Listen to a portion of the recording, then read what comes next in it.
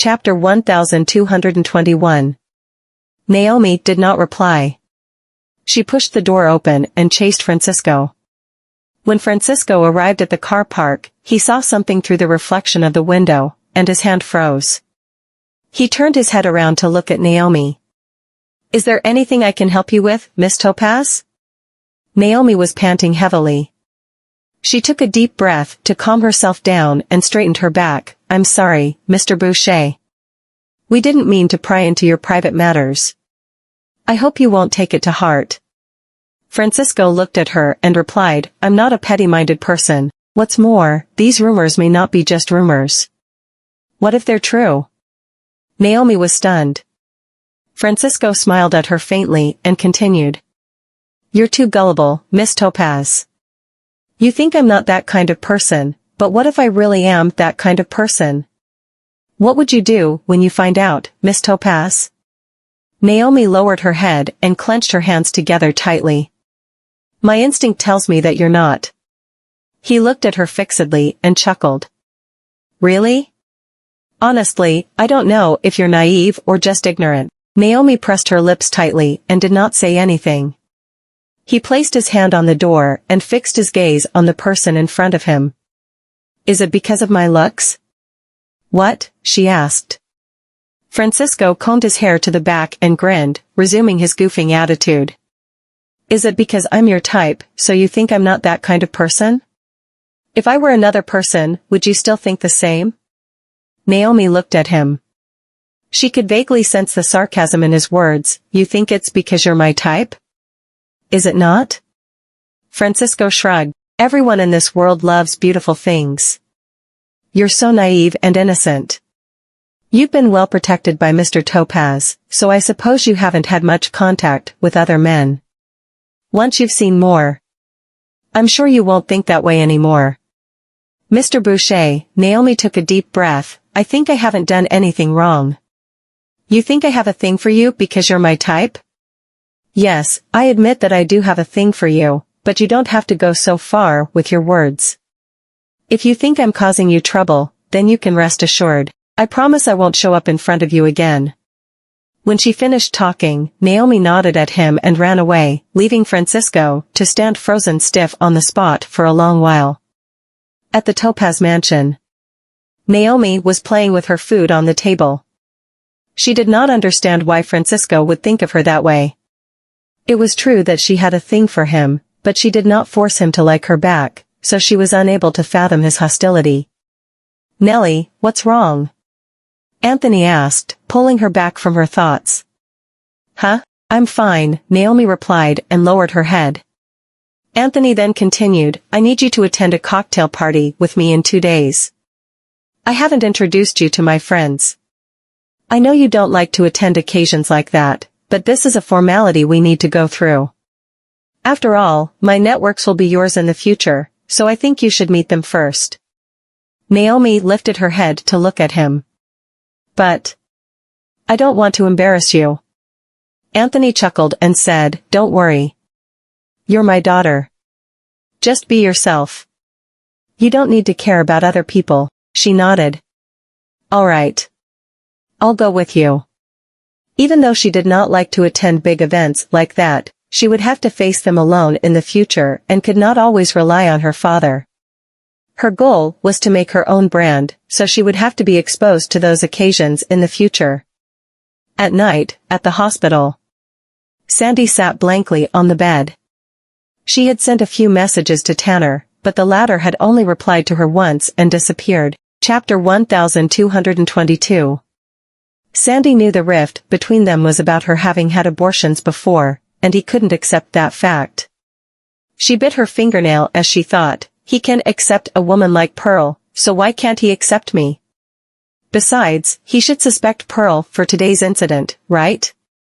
After all, Pearl has done something like this to frame other people before. So, it makes sense to pin the blame on her. Meanwhile, Tanner asked the security to pull out the surveillance footage on the corridor to investigate the incident about Sandy. The footage was fixed on the appearance of the 3 men after they left, and he asked his bodyguard to check their identities. When Tanner came out of the monitoring room, he pulled his phone and saw there were a few unread messages. He frowned deeply and deleted all of them without checking on them. Then, another message came through. Pearl did not dare to go home because of the marks around her neck. She stayed temporarily in a hotel and asked her assistant to buy her clothes for her to change. After taking her shower, the doorbell rang. She became alert and asked, "Who is it?" "Miss, I'm sorry to disturb you, but our hotel has a complimentary champagne event for all single luxury suites." It was the voice of a female attendant. "Thank you, but I don't need it," Pearl said. The female attendant persisted and continued. "But the champagne is already here. It's free of charge, so you should take it." Pearl opened the door and saw the female attendant holding a bottle of champagne in her hand. Just when she was about to take the champagne from her, a hand appeared out of nowhere and grabbed her wrist. Her shoulders trembled, and then Tanner appeared in front of her. Her heart skipped a beat as Tanner said to the female attendant, "You're dismissed." The female attendant nodded and left. Pearl tried to pull her hand out of his grip, but to no avail. Tanner went closer to her and asked, "Passion is a hotel under the Hannigan. I'm sure you know about that, right?" Pearl was so angry that she did not want to say anything and glared at him coldly. Tanner pushed the door and brought her into the room. She broke herself free from him when he closed the door and asked, "What do you want from me? Do you want to sleep with me?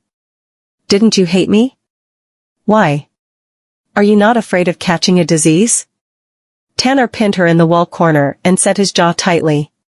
He went even closer to her and hissed, "If I catch a disease, then you're stuck with me for the rest of your life." Pearl grinned sarcastically and said, "What's wrong? Can't Sandy satisfy you anymore?" He gripped her chin and said through gritted teeth, "You have a lot of nerves to mention Sandy before me. If it weren't for you, she wouldn't have lost her baby. What does her miscarriage have to do with me?" Pearl struggled, but Tanner locked her tightly in between his arms. He clamped on her chin and forced her to meet his gaze. "Who knows? Maybe you're jealous of her, so you found someone to make her lose her baby. After all, it isn't the first time you've done this." Pearl suddenly froze, and her blood ran cold. "So, you think it's me?" Tanner did not say anything. She laughed, and her eyes turned red around the rims. "So, what now? Are you going to kill me to avenge your unborn baby?" "No, I'm not going to kill you." Tanner grabbed her cheek and went closer to her ear.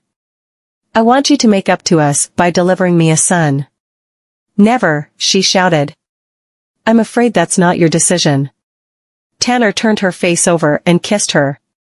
He forced himself into her despite her struggle, and it was truly addictive to force her to do something that she did not want to do. The next day, Tanner woke up and looked at the woman sleeping next to him. He pushed the hair that was covering her face away with his hand. Even though she was a domineering and arrogant woman, she was nothing more than a disobedient cat when he removed her claws. Even if she was a rose with thorns, he just needed to remove the thorns. Chapter 1223. Pearl rolled over and opened her eyes when her back was facing him, her lips pressing into a fine line. Tanner hugged her from the back, and when he noticed that she was trembling, he turned her around. Her eyes were tightly shut, but a drop of tear flowed down from the corner of her eyes. He wiped it off with his finger and said, "I'm sorry. Let's take a step back each, shall we?" She opened her eyes and said in a hoarse voice, "It wasn't me." Tanner looked at her. Honestly, he did not suspect Pearl at all. He was just taking advantage of that to give himself a reason not to let her go. "No matter if it's you or not, I'm not letting you leave my side." He released her and rose up to get himself changed. It was only when he left the room and closed the door with a slam that Pearl closed her eyes. When Tanner exited the hotel, he received a call from his bodyguard. "Mr. Hannigan, we found the identities of those people. They're loan sharks." He stood beside his car. "Loan sharks?" "Yes," the bodyguard replied. Tanner frowned. He hung up the call and fell into deep thought. Loan sharks, huh?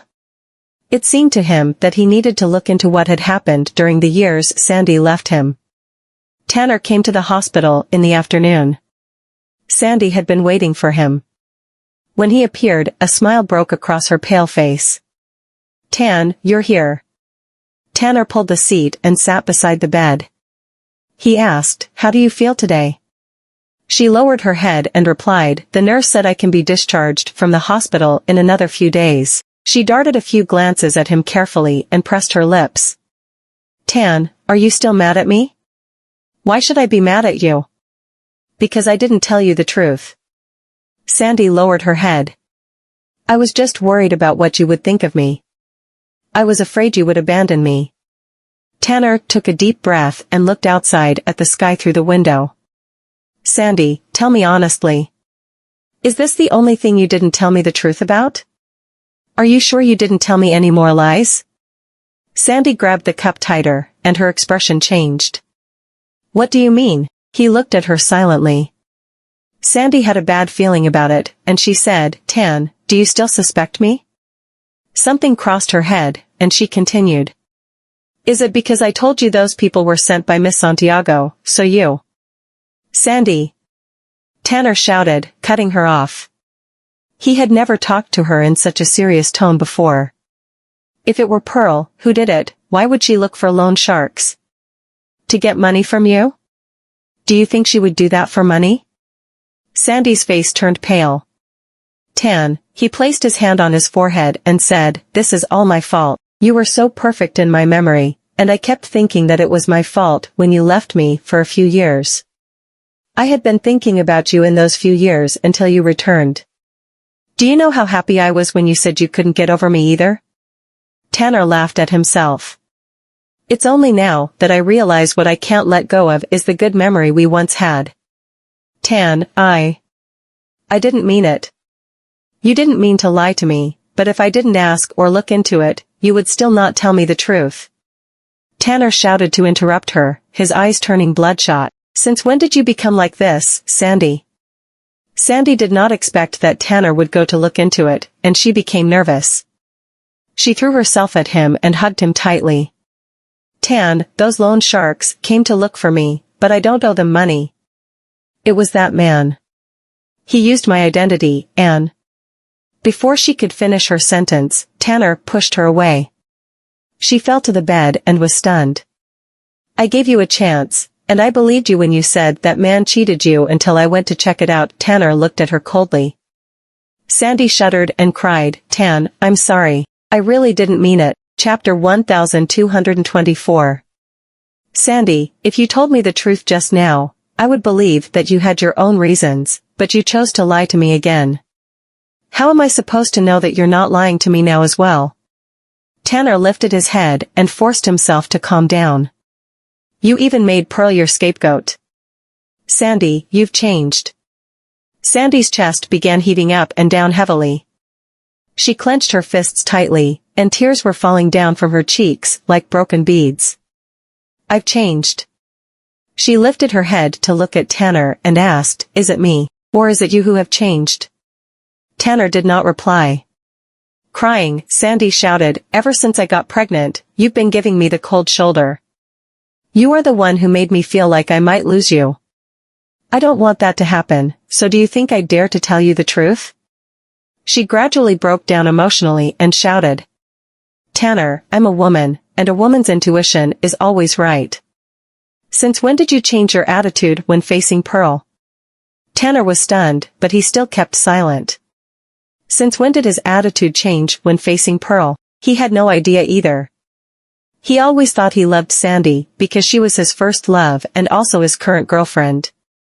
The times when they had been together used to be so wonderful, and despite the breakup, he still couldn't bring himself to forget her. Then Pearl, a woman with a bad reputation, became his fiancée and would become his wife in the future. Could she become Sandy's replacement? Of course not. In his heart, Sandy was the purest and the most perfect. However, he did not know why, but he came to care about Pearl.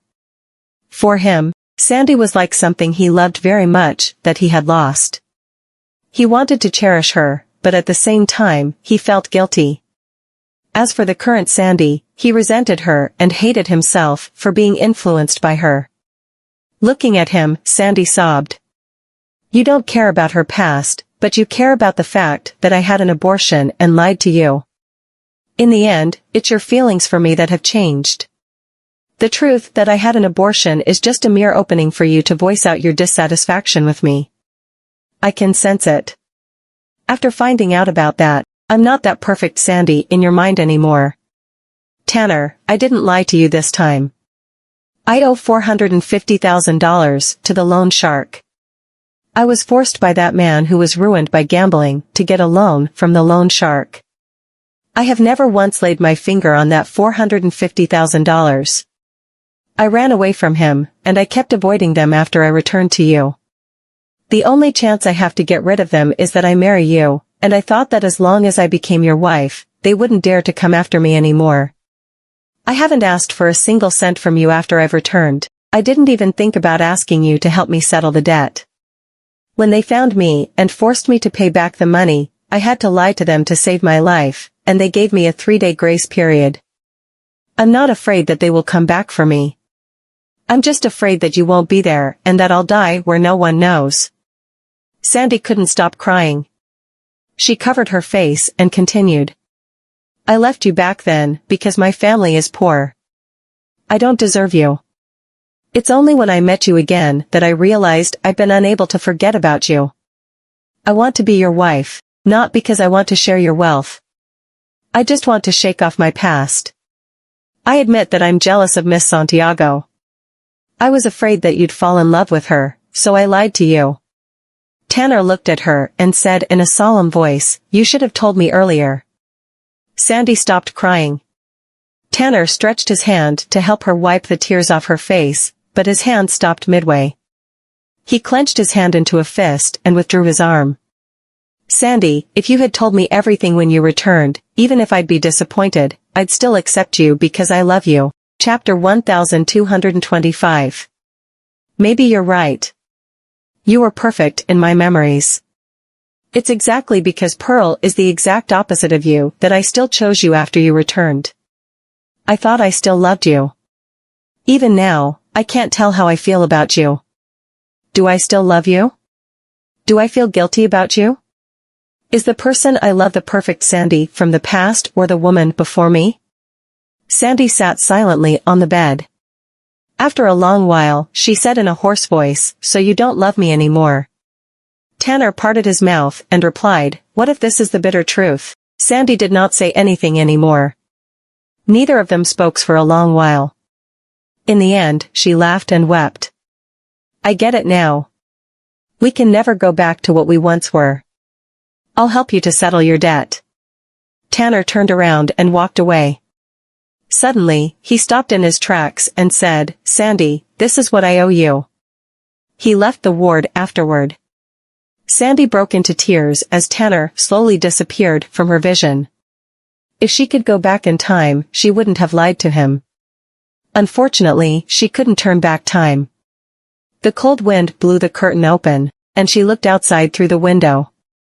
When Tanner emerged from the hospital, a loud thud wafted into his ears from not far away. Then, someone shouted in panic, someone has jumped off the building. He froze and looked in the direction of the hospital building. He did not know why, but there was a bad feeling stirring in his heart, and he went toward the spot where the noise came. Tanner wedged his way through the crowd, and when he saw the person before him, his pupils constricted as he shouted, Sandy. Sandy had humped and crushed the car below her. There was a smile tugging at the corner of her lips. She looked like she was sleeping peacefully while blood was dripping down the roof of the car. 2 days later, Anthony brought Naomi to the cocktail party.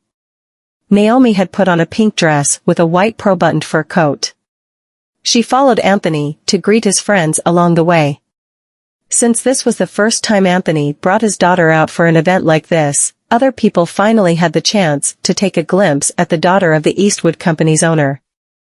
I didn't expect you would bring your daughter over, Mr. Topaz, an elegant lady said as she approached them with her husband.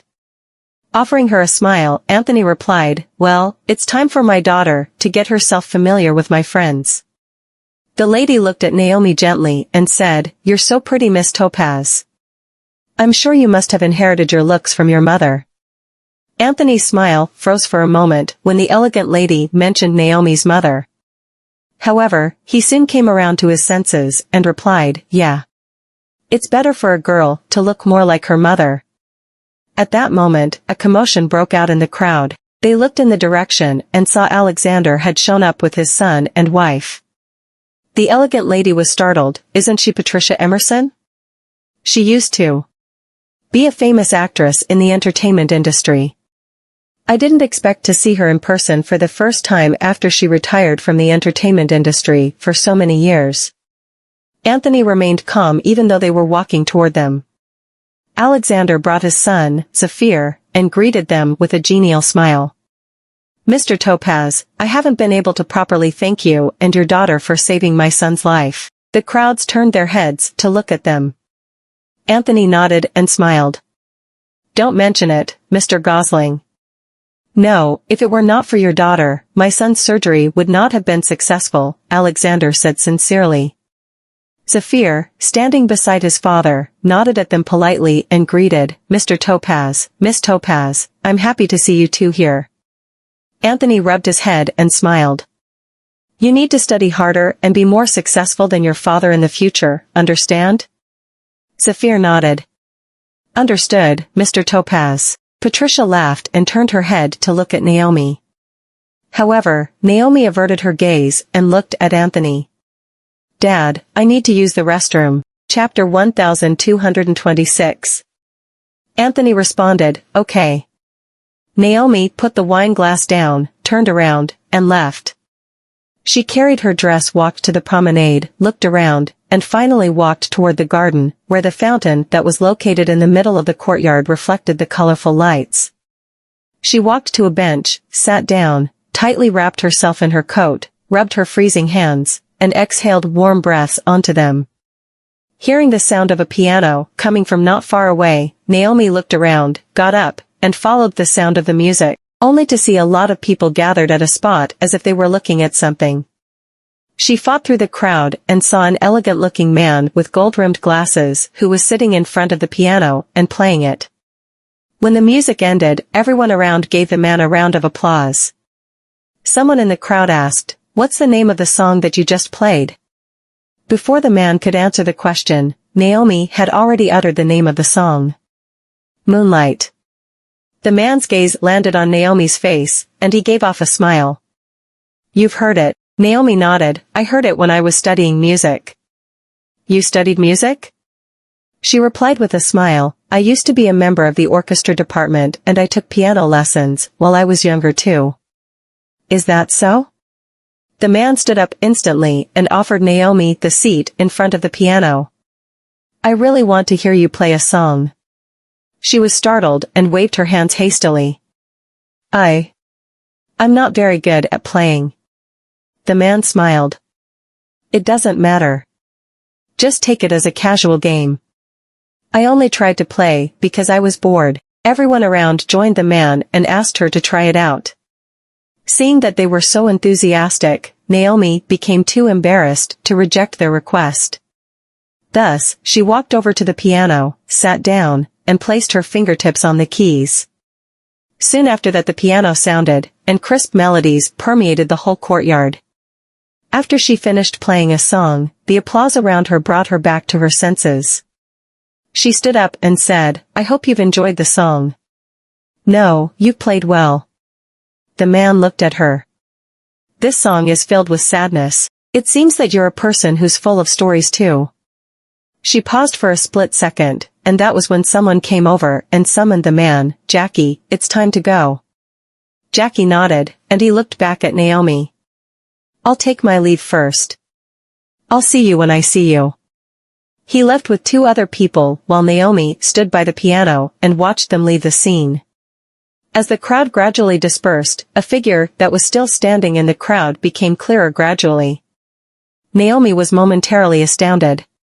Francisco stood there with his arms crossed and glanced at her. "It looks like I'm right." He walked toward Naomi, and his gaze landed on the piano. Miss Topaz, did the man who shares the same hobby with you manage to charm you? Naomi pursed her lower lip. There's no need for you to be so harsh. Mr. Boucher. Even if I've fallen for someone else, it's none of your business. Even if I were to take a fancy to that man, it has nothing to do with him. She passed by him and was about to leave, but the piano behind her suddenly sounded had just played. She froze in place and turned to look at him. Francisco stood beside the piano and played a few notes with one hand before stopping and lifting his head. You've changed your mind rather quickly, Miss Topaz. Nonsense. Naomi frowned as she almost lost her head. Francisco looked at her and did not say a thing. Naomi took a deep breath. Mr. Boucher, I don't understand why you're coming at me when I've done nothing wrong. She stepped back subconsciously, worrying that she would be seen crying because of the grievance. All I've done is let you know that I like you. Is having a thing for you an incorrect thing to do? Moreover, I didn't fall for you because of your appearance. Don't take another step back. Francisco yelled abruptly, but it was already too late. After stepping on the edge of a staircase, Naomi lost her balance and fell down the steps. In embarrassment, she fell to the ground, her cold palms rubbed against the ground, and she grazed her skin. The lacerations felt scorching hot. Francisco ran to help her up, but she smacked his hand away. I don't need your help. Chapter 1227. Naomi got up on her own, but her ankle hurt badly after taking 2 steps forward. Francisco walked over and grabbed her arm. There's no need for you to force yourself to walk if it hurts.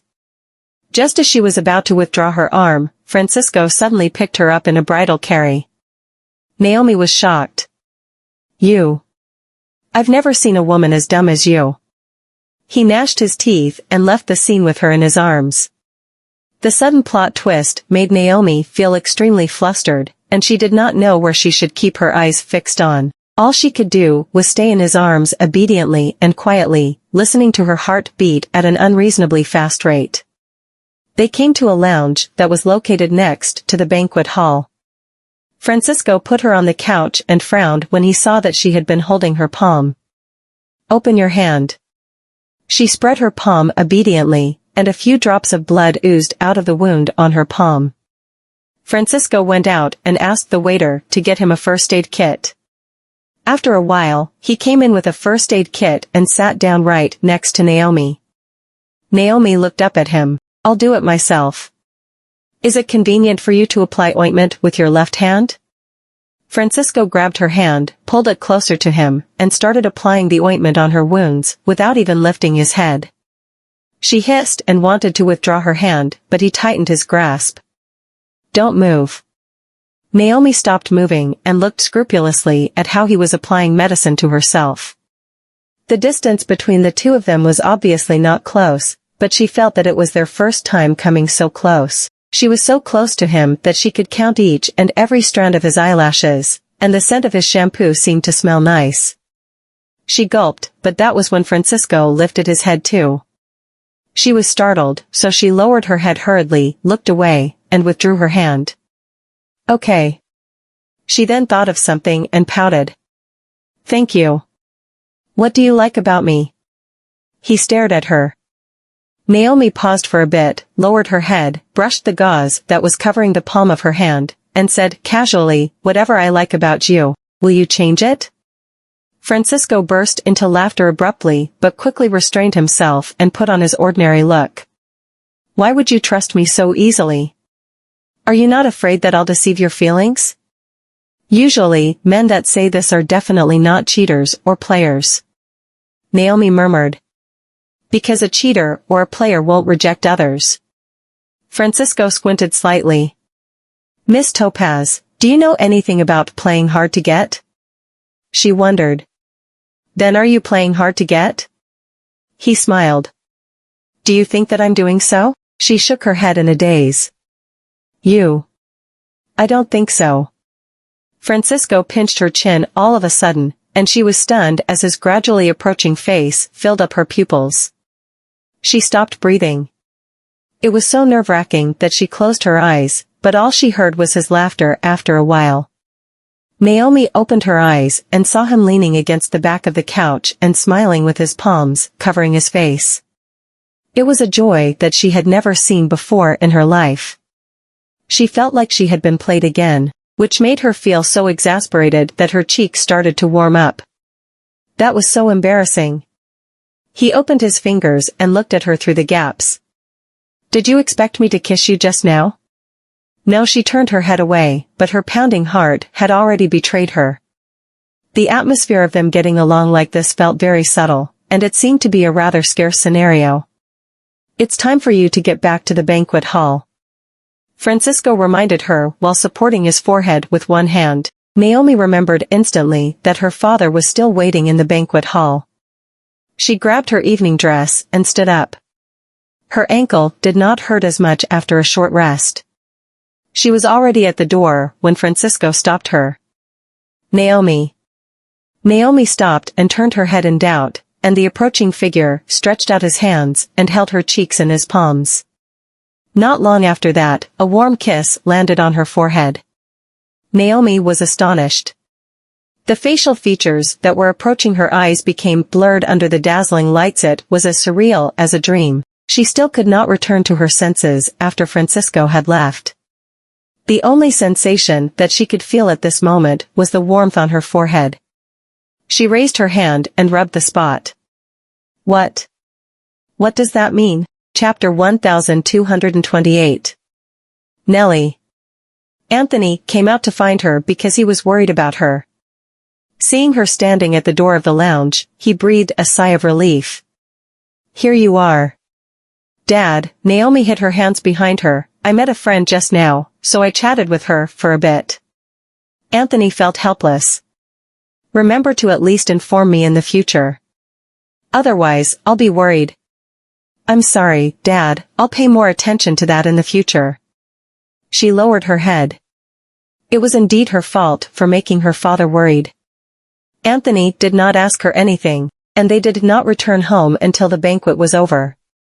Naomi walked back to her room, closed the door, and leaned behind the door. She opened her hand to expose her palm, which was covered with a tiny piece of gauze. Her heart started pounding again upon recalling that scene. "I seem to have fallen. I heard that Mr. Hannigan's lover jumped off the hospital room." "How terrible is that?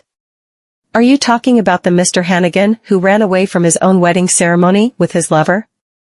"Yes. There are rumors on the internet saying that Miss Santiago is the one who forced the woman into jumping off the building.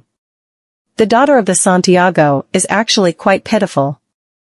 Her fiancé despises her so much that he ran away with his mistress in public. And now, she's been made the primary suspect after the death of her fiancé's mistress.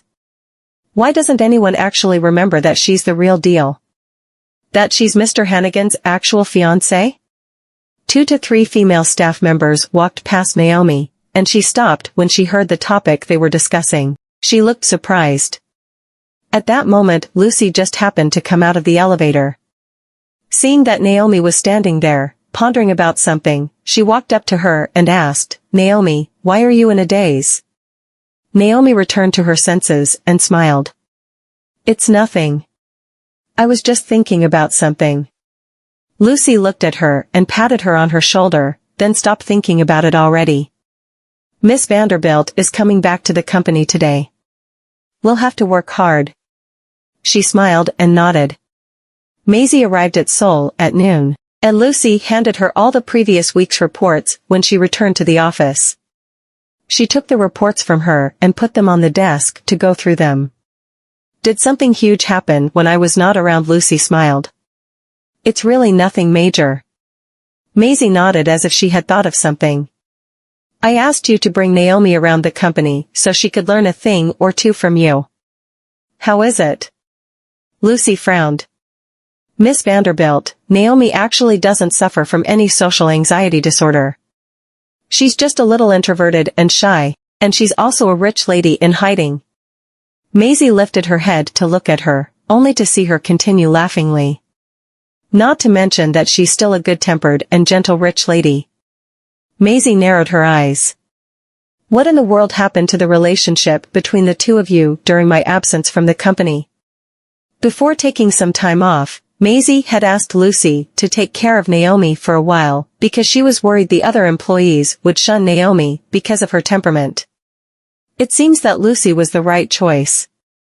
Compared with this girl, she talks a lot more and can hold a conversation with anyone. So as long as she's there for Naomi, the latter will never feel lonely.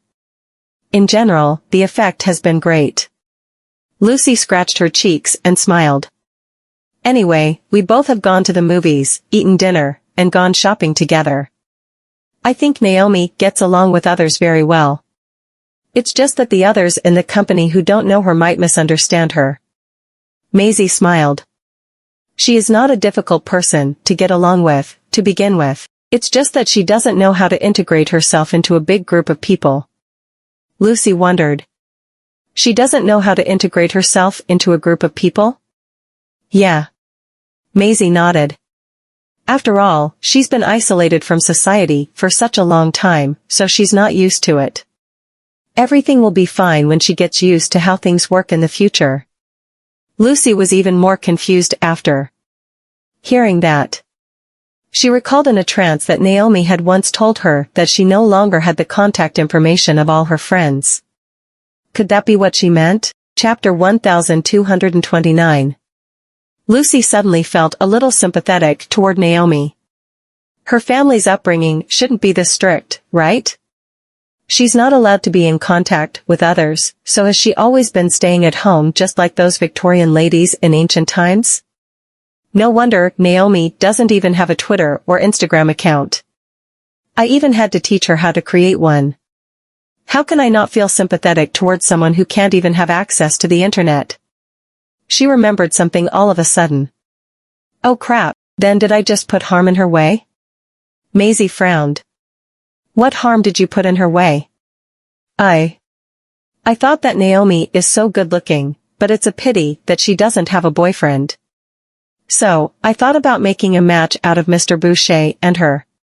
Moreover, I thought that Naomi has a thing for Mr. Boucher too, but what if? Maisie paused for a split second. Which Mr. Boucher are you referring to? Lucy lowered her head and murmured, it's the second heir of the Bouchers.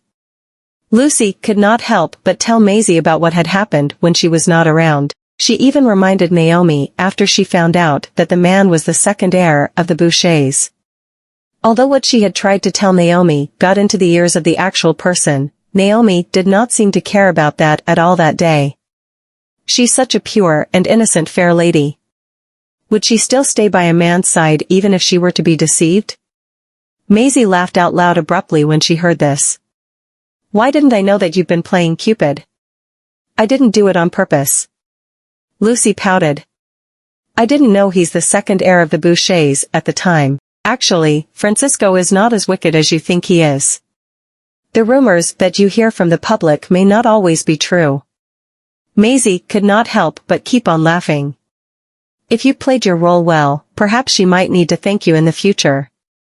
Lucy was in the middle of pondering about something and whispered, I think it's very unlikely for it to turn out as a success. At the Santiago's manor. That woman committed suicide by jumping off the building. What does it have to do with Pearl? This is just pure bullshit. Mrs. Santiago slammed the newspaper on the table. That whore embarrassed the Santiagos so much before this, and now they're going to point all their fingers at Pearl and say that it's all her fault that the whore committed suicide. The more she thought about it, the more she could not let it go. She turned her head to look at Antonio. We should have rejected the marriage proposal in the first place. It's so unlucky. That's enough. Is the gossip on the internet something that we can stop even if we want to? Antonio finished his tea and put the teacup down. Now that the marriage has been annulled, let's just allow the past to pass us by.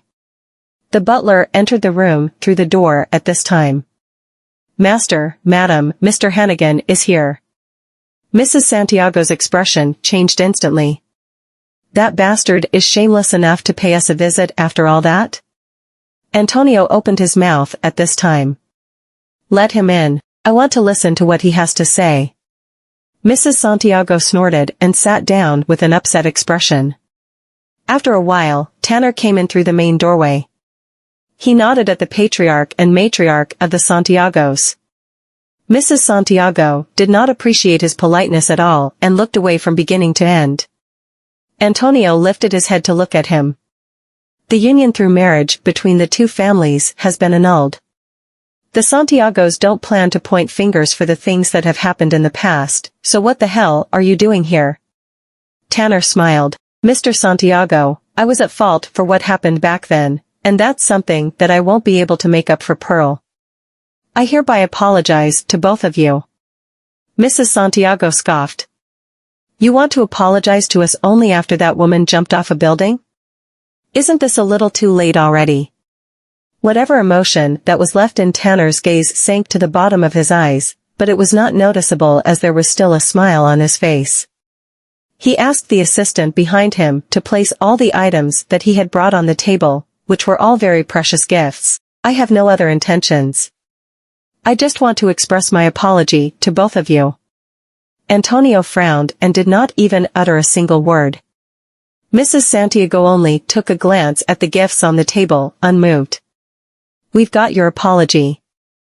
As for these unnecessary gifts, let's just forget about that. Chapter 1230. Tanner gave off a faint smile. I can clarify for Pearl about the gossip that's spreading like wildfire on the internet. Mrs. Santiago's expression turned slightly restrained, and she said in a stern voice. Even if you don't take any action, our daughter is still innocent. But will anyone believe it? Tanner managed to choke Mrs. Santiago with only one question. Mrs. Santiago's face paled. What do you mean by that? Tanner replied calmly, Sandy died after all, but her death is thought to have something to do with Pearl. Sandy once told me that she had a miscarriage because of Pearl. Bullshit. Mrs. Santiago smacked the table, stood up, and refuted furiously. Tanner Hannigan, I don't care what's your purpose for coming here, but my daughter has never done anything to that woman. Don't you ever think you can put any of the blame related to that damn woman on my daughter's shoulders? Will the public care about what the truth looks like? They only want the result. Tanner slowed down. You wouldn't want to see your daughter suffer because of all those rumors, would you? Mrs. Santiago's face gradually dimmed. He continued calmly. In the end, if it weren't for the marriage arrangement that you negotiated with my father, I would have nothing to do with Pearl now, and perhaps Sandy wouldn't have made that decision that day. His eyes looked gloomy. Since we've come this far, we can only keep on moving forward. I think all men in Basburg would take offense to her history with Pearl's reputation, don't you think so? Mrs. Santiago was trembling with wrath. Antonio, who had not spoken a word, took a glance at Tanner. Are you threatening us? Do you think so, Mr. Santiago? He put on another smile again. I'm just trying to hold a negotiation with both of you. After all, I also want both of you to give me a chance to treat her well. Antonio's masseter moved. That depends on whether Pearl will agree to your proposal or not. Tanner smirked. What if she agrees to it? Antonio did not utter another word. When Tanner left the Santiago's manor, Mrs. Santiago pushed Antonio. Have you lost your mind? Can't you see that that bastard has already made it clear that he wants to take revenge on our daughter for that woman? Antonio stared at her with an unusually calm expression. If you hadn't spoiled Pearl and turned her into that mischievous and rebellious young lady that she used to be, would she have fallen to the extent of being manipulated now? It's useless for you to protect her. You can help our daughter for now, but not for the rest of her life. Will Tanner let her go when we're both gone? She still has to deal with her affairs after all. Mrs. Santiago seemed to have been choked by her throat, and her eyes turned bloodshot instantly. Antonio slowly got up and left the room, and Mrs. Santiago fell back into the couch and cried while covering her face with both hands. At the apartment. When Pearl woke up, the only thing she felt was a sore neck. She remembered that she seemed to have been knocked unconscious in the parking lot. When she saw Tanner sitting on a chair fiddling with a camera, she sat up in a panic. She then immediately realized that she was not wearing any clothes, so she pulled the blanket, wrapped herself in it, and asked with a pale face, "Tanner Hannigan, what have you done to me?" Tanner did not even lift his gaze. "It hasn't even been a week since Sandy's death, so don't worry, I won't touch you." Pearl was about to rummage for clothes, but Tanner's voice sounded. "There's no need for you to look for them now. I've thrown them away." She froze on the bed. "What do you mean?" "I mean every single word that I just said, literally." Tanner raised his head, and his eyes looked dimmed and enigmatic. "I went to your house today." Pearl's face turned pale, and her lips trembled slightly. Tanner got up, walked toward her, and showed her the camera. "If I were to show these photos to Mr. and Mrs. Hannigan, please enlighten me about what they would think of you." Looking at the photos in the camera, Pearl's pupils constricted, her hands and feet turned cold, and blood was drained from her cheeks. "What the hell are you trying to accomplish?"